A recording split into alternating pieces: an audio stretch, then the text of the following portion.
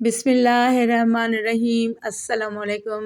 شیخ Saadi رحمۃ اللہ تعالیٰ علیہ نے اپنی مشہور و معروف نثر مجلس پنجگانہ میں یہ روایت بیان کی ہے کہ حضرت سہل رحمۃ اللہ تعالیٰ علیہ طباعت کا پیشہ کرتے تھے۔ جب انہوں نے فقر اختیار کیا تو ایک عرصہ تک ریاضت و مجاہدات میں مشغول رہے، یہاں تک کہ ان کو کثرت سے رویہ صالح ہونے لگا اور ایک دو مرتبہ کسی معاملے میں کشف بھی ہوا۔ حضرت سہل رحمۃ اللہ تعالیٰ علیہ کے دل میں یہ خیال گزرا کہ وہ مرتبہ ولایت پر فائز ہو گئے۔ ان کا یہ خیال آہستہ آہستہ تکبر کی حد تک پہنچ گیا۔ اللہ تعالیٰ کو اپنے خاص بندوں کا گمراہ ہونا پسند نہیں، چنانچہ حضرت سہل کے دل سے یہ خیال دور کرنے کے لیے ان کو الہام ہوا کہ تم خراسان جاؤ، وہاں کے ایک رئیس کی بیٹی جنون میں مبتلا ہے، اس کا علاج کرو۔ حضرت سہل رحمۃ اللہ تعالیٰ علیہ یہ الہام ہوتے ہی خراسان کے لیے چل پڑے۔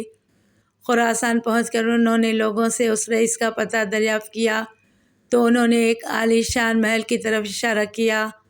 آپ محل کی طرف گئے تو دیکھا کہ وسیع و عریض قصر ہے، جس کے سامنے ایک باغ میں کچھ آدمی گشت میں مصروف ہیں۔ حضرت سہل رحمۃ اللہ تعالیٰ علیہ نے ان سے پوچھا کہ میں طبیب ہوں اور اس رئیس کی دیوانی بیٹی کا علاج کرنا چاہتا ہوں۔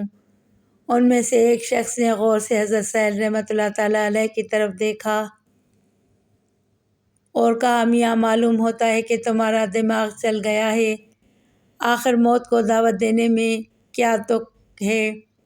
ذرا اس قصر کی دیوار سے اندر جھانک کر تو دیکھو۔ آپ نے اس دیوار کی دوسری طرف نظر ڈالی تو 20 کٹے ہوئے سر نظر آئے۔ ان لوگوں سے پوچھا کہ یہ کیا معاملہ ہے؟ انہوں نے کہا کہ تجھ سے پہلے کئی طبیب آئے، انہوں نے یہ دعویٰ کیا کہ وہ اس لڑکی کا علاج کریں گے۔ رئیس نے اس شرط پر اجازت دی کہ اگر علاج کامیاب نہ ہوا تو ان کا سر قلم کر دیا جائے گا۔ چنانچہ یہ کٹے ہوئے سر انہی طبیبوں کے ہیں جو اپنے تمام نسخے آزمانے کے باوجود علاج میں ناکام رہے۔ اگر تم بھی اپنا سر کٹوانا چاہتے ہو تو ہمیں تعارف کرانے میں کوئی حرج نہیں۔ حضرت سہل رحمۃ اللہ تعالیٰ علیہ نے کہا کہ مجھے سب کچھ منظور ہے، بس اس رئیس کے پاس مجھے لے چلو۔ چنانچہ وہ لوگ آپ کو اندر لے گئے اور رئیس سے ان کا تعارف کرایا۔ رئیس نے آپ رحمۃ اللہ تعالیٰ علیہ سے کہا، یہاں آنے سے تمہاری کیا غرض ہے؟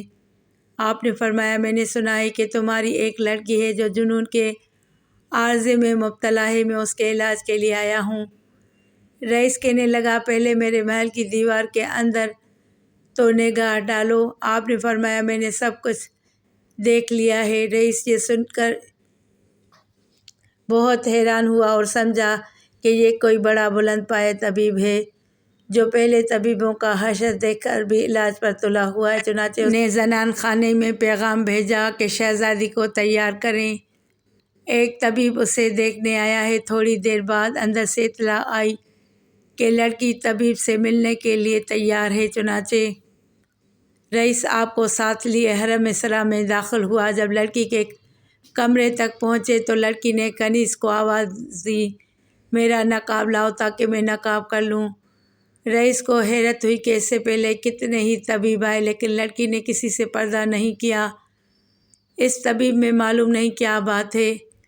وہ اپنے خیالات کو ضبط نہ کر سکا اور لڑکی کے سامنے ان کا اظہار کر ہی دیا۔ لڑکی نے جواب دیا، وہ مرد نہیں تھے، مرد یہ ہے، جواب آیا ہے۔ رئیس لڑکی کا جواب سن کر سٹ پٹا گیا اور اس کی سمجھ میں کچھ بھی نہ آیا۔ حضرت سہل رحمۃ اللہ تعالیٰ علیہ لڑکی کے قریب گئے اور السلام علیکم کہا۔ رئیس زادی نے جواب دیا، وعلیکم السلام اے پسر خاص۔ آپ نے پوچھا، تم نے کیسے سمجھا کہ میں پسر خاص ہوں؟ رئیس زادی نے کہا، جس نے تم کو یہاں بھیجا اس نے مجھ کو بھی متنبہ کر دیا ہے۔ تمہیں اللہ نے ایسی نعمت سے نوازا ہے جس سے روح کو تسکین ملتی ہے، اسی وجہ سے میں خجالت محسوس کر رہی ہوں۔ رئیس یہ گفتگو سن کر عالم تحیر میں کھو گیا اور ساکت و سامت دیکھنے لگا کہ اب کیا ہوتا ہے۔ حضرت سہل رحمۃ اللہ تعالیٰ علیہ سمجھ گئے کہ لڑکی کو جنون نہیں بلکہ کوئی اور شے ہے۔ انہوں نے قرآن حکیم کی ایک آیت پڑھی کہ شاید اس میں علاج ہو اور لڑکی کو سکون میسر ہو جائے۔ رئیس زادی نے جو ہی یہ آیت سنی غش کھا کر گر پڑی۔ تھوڑی دیر بعد جب ہوش میں آئی تو حضرت سہیل رحمۃ اللہ تعالیٰ علیہ نے اس سے مخاطب ہو کر کہا کہ مجھے سرزمین اسلام میں لے جاؤ۔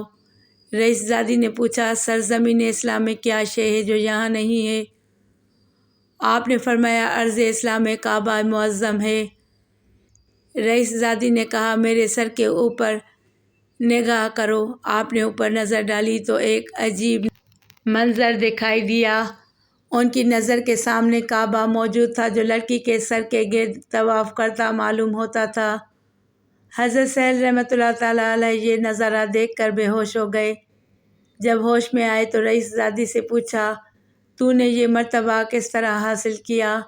اس نے کہا نادان، تمہیں معلوم ہونا چاہیے کہ جو شخص اپنے پاؤں کے ساتھ کعبہ جاتا ہے وہ کعبہ کا طواف کرتا ہے، اور جو اپنے دل کے ساتھ کعبہ جاتا ہے کعبہ اس کا طواف کرتا ہے، اور تجھے یہ بھی جان لینا چاہیے کہ تو ابھی خدا سے ایک قدم دور ہے۔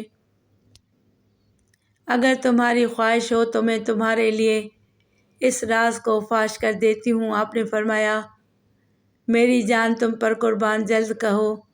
جس نے اپنے نفس کو جان لیا اس نے اپنے رب کو پہچان لیا۔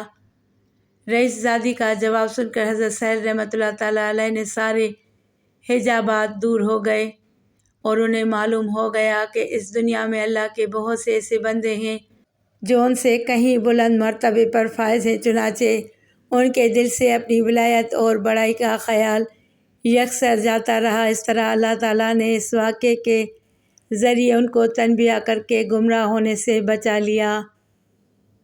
مزید ایسی ویڈیوز دیکھنے کے لیے میرے چینل کو سبسکرائب کریں اور گھنٹی کے نشان کو دبائیں تاکہ میری آنے والی ہر نئی ویڈیو کا نوٹیفیکیشن آپ کو سب سے پہلے ملے۔